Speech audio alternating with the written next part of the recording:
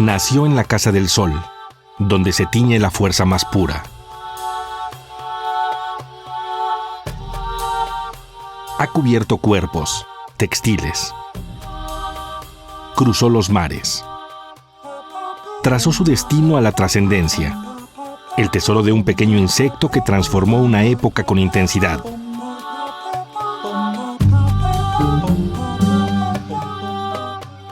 Tras palidecer unos años, regresó para lucir en el Palacio de Bellas Artes su magnífico escarlata.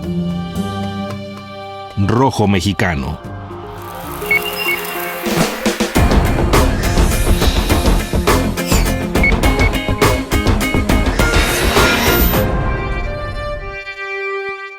El rojo mexicano es hijo del fuego.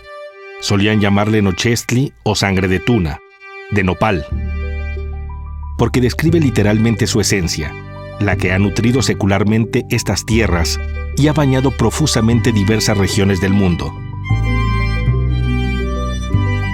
Ha sido un elemento fundamental en la expresión universal y es por ello que ha llegado al máximo recinto cultural de nuestro país.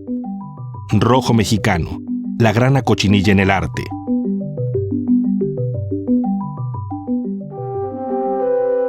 Raúl Anguiano destaca bien en este lienzo mural, al comienzo de la exposición, que ese rojo representa un enorme capítulo en la historia de los colorantes.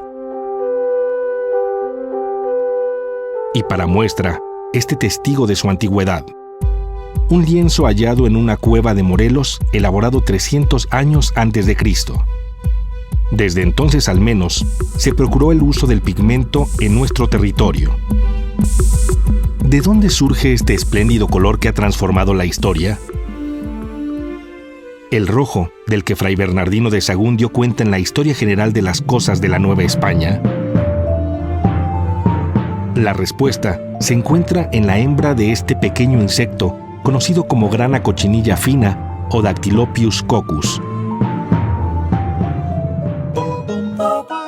Es un gusano parásito de los nopales que mide de 3 a 6 milímetros y cuya esperanza de vida, comparada con la nuestra, es casi efímera.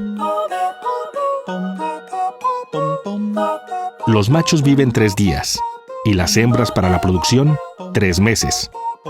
Son las que generan ácido carmínico en la sangre, en grandes cantidades como resultado de alimentarse de la planta. El ácido nutre a los huevecillos que depondrán al final de su vida. Es importante decir que la grana cochinilla fina es diferente a la silvestre y en general a otros organismos que producen carmín.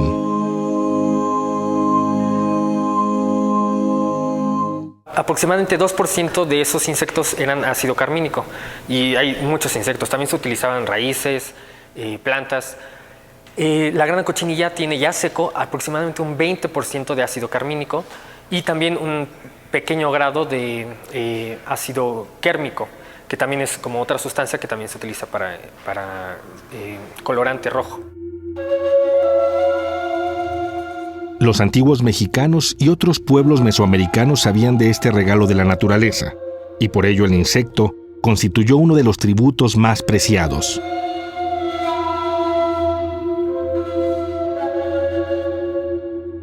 En el México antiguo era muy importante y tenía un gran valor. ¿Por qué? Porque a partir de estos carmines, de estos colores, pues servían como la posibilidad de pintar los cuerpos, de poder pintar también todo lo que era la cerámica. La grandeza de la grana cochinilla fue apreciada también por otras grandes civilizaciones como la Inca. Estos son los comienzos de una era de esplendor.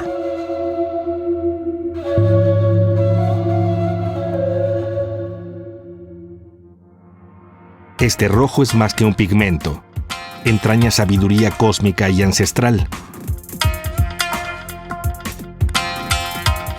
En los jardines del Palacio Nacional descubrimos una de las razones.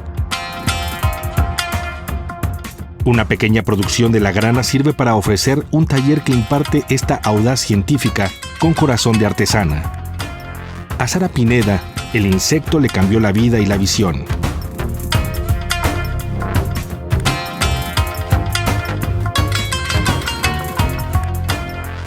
La propuesta era que desde la ciencia pudiéramos darle una alternativa a los artesanos para que mejoraran ese proceso.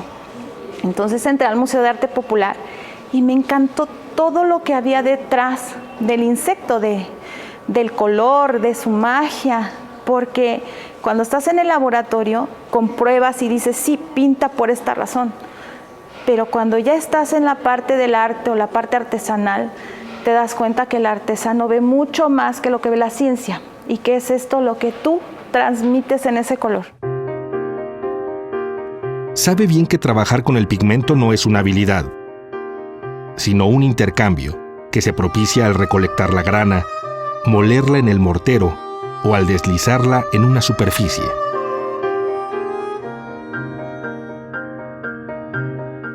Yo, por ejemplo, me doy cuenta si una persona está enamorada, alguna alumna, por el color que obtiene de la cochinilla. Es un reactivo químico muy preciso.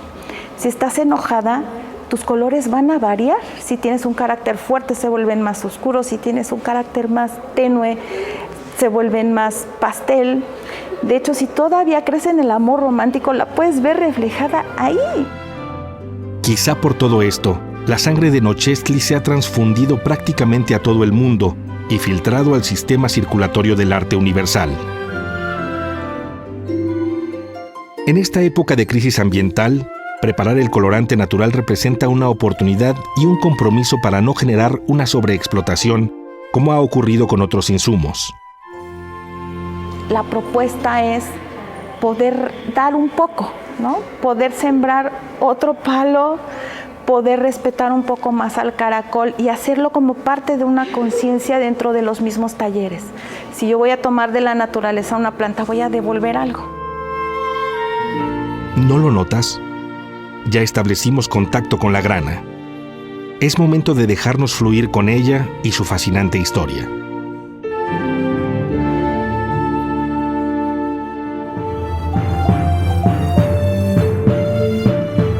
Con la conquista española, el rojo mexicano fue uno de los tesoros que se exportaron al Viejo Mundo y constituyeron un pilar económico de la corona.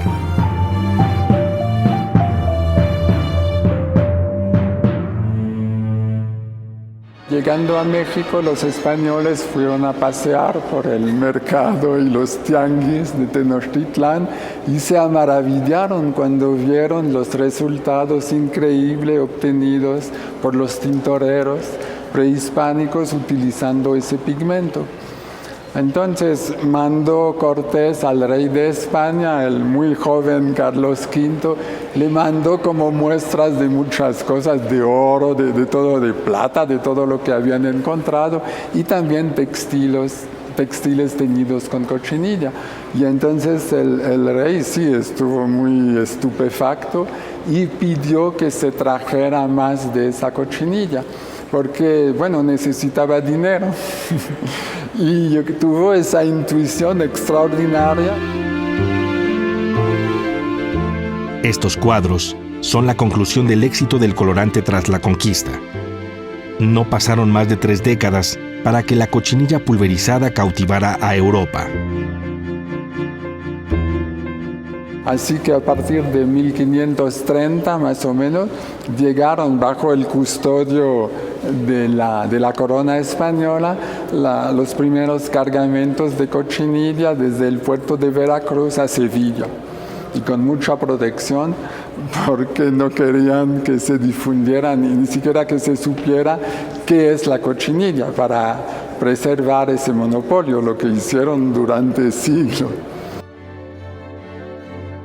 El rojo mexicano pasó de Sevilla a Venecia, donde grandes artistas de inmediato la adoptaron. El Veronese, Tiziano,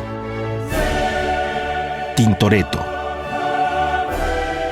Los pintores se dan cuenta que el material, que este color que empieza a teñir todas estas telas es muy fuerte, y lo empiezan a ocupar también, primero agarrando los retazos de tela que dejaban los textileros, y posteriormente pues ya ellos empiezan a hacer sus propios pigmentos. Sí, Tintoretto, al ser hijo de un tintorero, seguramente estuvo muy cerca de la alquimia de los pigmentos, ¿no? Y al ver el uso de la cochinilla y querer representar las telas, lo más adecuado pues era usar el mismo pigmento que ellos usaron, que los tintoreros usaron en las telas.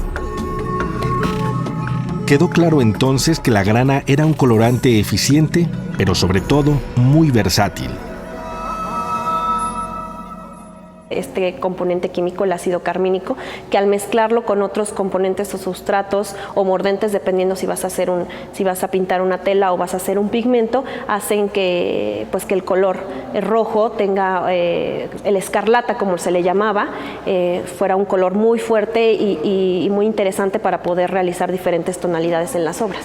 Sí, es un pigmento que se fija muy bien, ¿no? Y además tiene amplias gamas, ¿no? No solamente rojos, sino se pueden hacer morados, se pueden hacer naranjas, pardos, ¿no?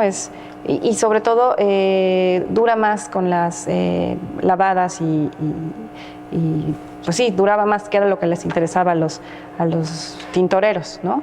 Esto daba todavía más posibilidades a los pintores. La cochinilla en óleo tiene muchas transparencias, brinda muchas transparencias, y creo que eso es parte del éxito de la cochinilla en la pintura. La grana cochinilla al final terminó cambiando la historia del arte universal. Todas las obras, o casi todas las obras importantes desde el siglo XVI hasta mediados del siglo XIX, las partes rojas, o a veces las moradas, las rosas, las naranjas, vienen de la grana cochinilla.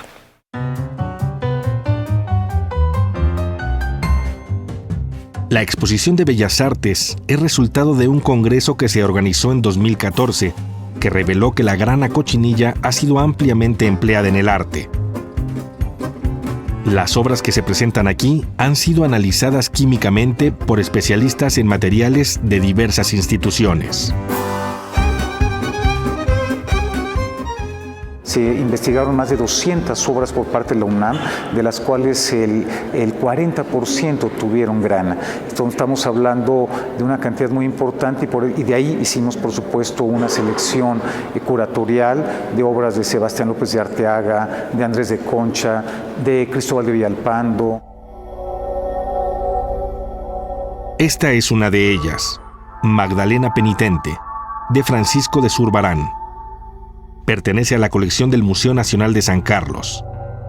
En ella se plasma una manta con un brocatel idéntico al de textiles reales.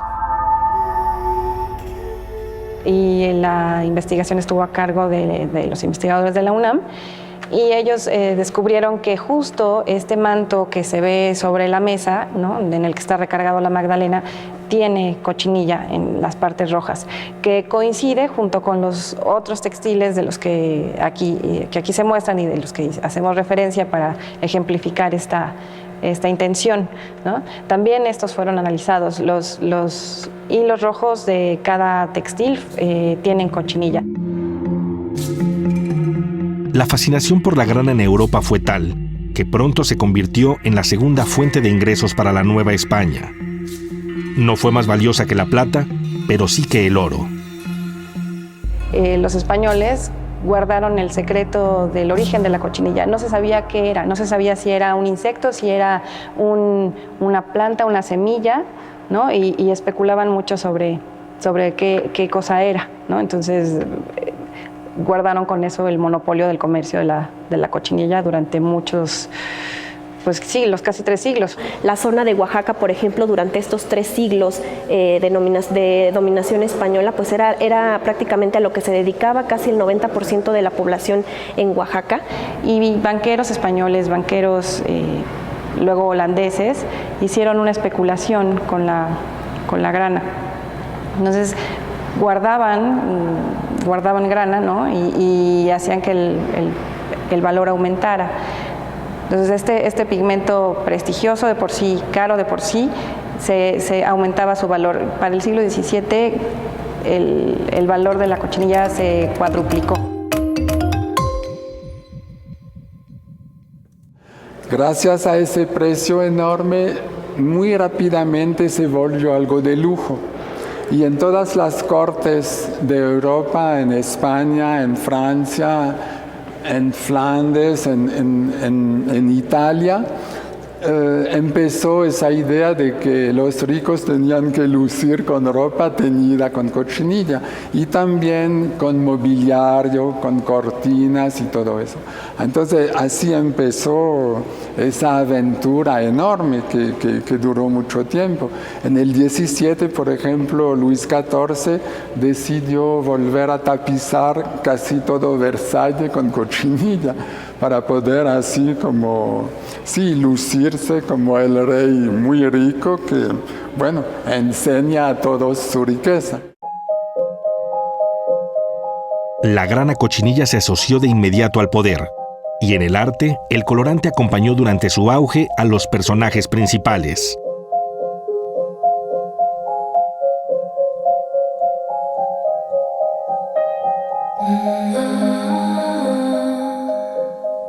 Este pigmento era usado para los personajes importantes, ¿no? Dentro de los cuadros, como la Virgen o los santos, ¿no? El personaje principal normalmente está retratado con cochinilla. En esta sección de la muestra vemos ejemplos de cuadros que destacan la relevancia de la grana en el ámbito civil. Tenemos un retrato del arzobispo Antonio de Valdés, que pues es una obra muy importante que viene de la National Gallery de Londres, que está analizada por ellos mismos y que muestra el uso de la cochinilla en la parte posterior, en los cortinajes del fondo. Igual Van Dyck o Lawrence, Reynolds fueron pintores que usaron la cochinilla para representar figuras importantes, ¿no? que fungieron dentro del ámbito civil, ya fuera príncipes o nobles o jerarcas de la iglesia. Bueno, por ejemplo, Las Meninas es uno de los cuadros más importantes de Velázquez que sabemos que está pintado con grana, ¿no? Fue analizado por María Dolores Gallo, que es la conservadora del Museo del Prado, y pues es como el cuadro más importante que conocemos en la actualidad que tiene cochinilla. A mediados del siglo XIX, la grana comenzó a palidecer en la escena industrial por diversos factores. Uno de ellos, la falta de calidad al mezclar grana silvestre en los cargamentos. El más determinante fue cuando se llevó un pie de cría de México a las Canarias y España pudo ser autosuficiente y luego productor. También influyó la aparición de los pigmentos sintéticos. Pese a esto, el rojo mexicano continuó en lienzos, pero del entonces arte moderno. Los impresionistas lo adoptaron, aunque no con tanta pericia. Este es un ejemplo, el afamado retrato de Madame Léon Clapison, de Pierre-Auguste Renoir, de 1883. Pertenece al Instituto de Arte de Chicago. Sus expertos en conservación descubrieron un siglo después que había palidecido al exponerse a la luz. Al parecer, Renoir no realizó la mezcla adecuada del pigmento. And they will take just a very teeny sample, usually around the edge or the back, and we have someone who works a scientist who works in that department who studies the pigments, and they found that this painting has this rojo pigment, which is from Mexico. Los expertos de Chicago también dedujeron cómo habría lucido la obra original al ser expuesta en el Salón de París, el principal escaparate del arte a finales del siglo XIX. It was a brighter color, and so this pigment had faded. And that's also what's very important about it. They bring the color out, and they can tell what the original color was. So it would have been a brighter color, which has now faded. It's a technique, it's a beauty, it's a portrait. It was done at that time, and actually just a very, very good portrait. Este otro cuadro de Vincent van Gogh es otra oportunidad de apreciar cómo se asociaba el ingenio a la grana. Imaginemos que podemos descomponer esta obra pieza por pieza, pigmento por pigmento. Están los impresionistas que usaron profusamente la cochinilla, principalmente Van Gogh. Van Gogh tiene más de 40 obras en las que se ha detectado cochinilla, que han sido analizadas, ¿no?, por el Museo Van Gogh. La recámara en la que estamos ahorita, esta réplica, es la réplica de esta recámara que tiene 3 versiones. Una que se encuentra en el Museo d'Orsay, que es la obra que tenemos aquí en la exposición, otra que pertenece al Art Institute de Chicago y la del Museo Van Gogh. ¿No? La cochinilla, curiosamente, no está en la cama, como muchos van a poder pensar. Es un rojo que no coincide con la cochinilla. Está usada más en los muros y en la silla, en una de las sillas. Y pues esto nos habla de las diferentes posibilidades que tiene, ¿no?, la grana. Quizá fue mezclada con otros pigmentos para dar esos tonos violetas. En la pintura se ve más violeta. La exposición de Bellas Artes muestra que la grana cochinilla llegó incluso a Asia. Fue a todas luces un colorante universal. Que llegó hasta Japón, ¿no? Se exportaba al principio con la Nao de China, se exportaba a China y probablemente llegaba a los comercios de Oriente, pero con cuando se canceló el viaje de la Nao de China, los comerciantes holandeses fueron quienes reintrodujeron la cochinilla en el siglo XIX a Japón. Los rojos intensos pues estaban muy de moda hacia finales del siglo XIX en Japón, en las estampas japonesas, que además inundaron toda Europa, ¿no? Y se cierra también el discurso cuando sabemos que los impresionistas se inspiraron en gran medida de estas estampas japonesas para sus composiciones. Estas son algunas audaces pinceladas que nos han permitido apreciar la grandeza de nuestro rojo mexicano en el arte. En esta exposición, que se presenta en Bellas Artes hasta el 4 de febrero de 2018. Pero hay que decirlo, esta muestra busca ir más allá. Pensemos. ¿Podemos acudir ahora al rescate de nuestro rojo cósmico? Este es el invernadero de Alejandro Reséndiz, uno de los pocos productores industriales de grana cochinilla en México, quien inició este trabajo hace poco menos de un año. Aunque ha comenzado a rendir frutos en una localidad de Tequisquiapan, Querétaro, sabe que no es una tarea sencilla. El cultivo de grana en México, que se realiza en 15 entidades, es marginal y debe sobreponerse al liderazgo actual de las Canarias y Perú, por citar 2 casos. Pero Alejandro es optimista y piensa que existe una oportunidad para que se abran las puertas. La grana cochinilla finalmente es fruto de esta tierra.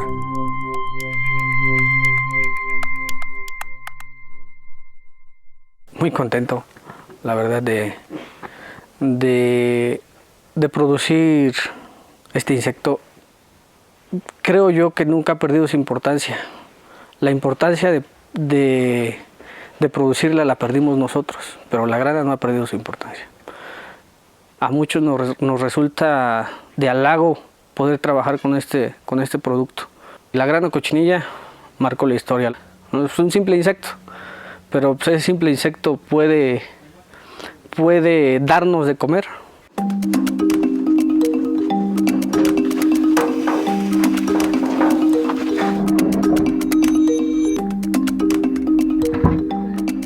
Bajo el cobijo de este invernadero, trabaja una decena de personas, la mayoría familiares. Al igual que los artistas, todos ellos han tejido una relación especial con el insecto. Saben que la hembra debe colectarse a los 90 días, pero han aprendido a identificar, sin contar, el momento en que está a punto de deponer huevecillos y producir grandes cantidades de ácido carmínico. Es cuando aparece este pequeño punto naranja en una de las extremidades del cuerpo. Este invernadero espera alcanzar su potencial de producción este 2018. La idea es nosotros en estos 1000 metros de invernadero obtener en promedio 3 toneladas y media. Y avanzar de este modo en la revalorización del insecto, en un siglo donde resultan más apropiados para la salud pigmentos naturales sobre los sintéticos. Me identifico en principio con la grana y con México. ¿Por qué? Porque la grana es originaria de aquí, de México. Hay países que se consideran también como puntos de origen de la grana, pero México es el principal. Entonces, escuchar rojo mexicano, estoy escuchando una producción de grana. Que la gama de la cochinilla es muy amplia y eso le da también y les ofrecía a la paleta de los pintores una enorme versatilidad. Así que el público, pues bueno, creo que así como los chinos se sienten muy orgullosos de la seda y demás, yo creo que México tiene por qué sentirse muy orgulloso. Trabajen con grana cochinilla, vale la pena, es nuestra y la tenemos aquí. Entonces trabajemos con ella, comámosla en alimentos, pintemos nuestras ropas con ella, pintemos nuestras obras con ella, nuestros cosméticos con ella. Vengo de la Casa del Sol. Soy hijo del fuego. Represento la fuerza y el poder. Soy un tesoro natural que espera teñir de nuevo estas tierras, fluir en la sangre de mi pueblo con mi cósmico escarlata. Estoy aquí. He vuelto. Este soy yo. El rojo mexicano.